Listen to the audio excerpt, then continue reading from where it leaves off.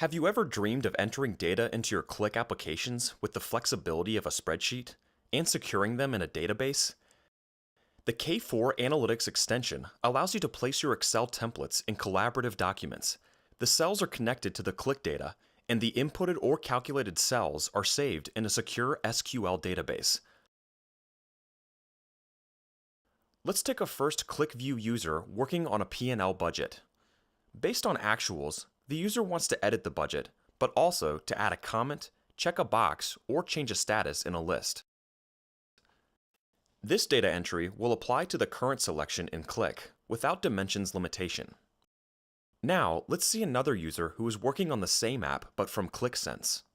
He will enter different types of data for the month of January, while business rules will activate calculations, conditional formatting, cell locking. Once satisfied, he can save the inputted information. Back to our QlikView user that we left in February. With January again selected, the data entered by his colleague is already up to date on his screen, and the cell locking is collaborative.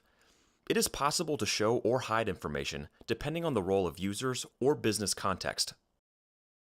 The concept and functionality of K4 Analytics can be expanded to enrich BI applications and manage many performance management processes.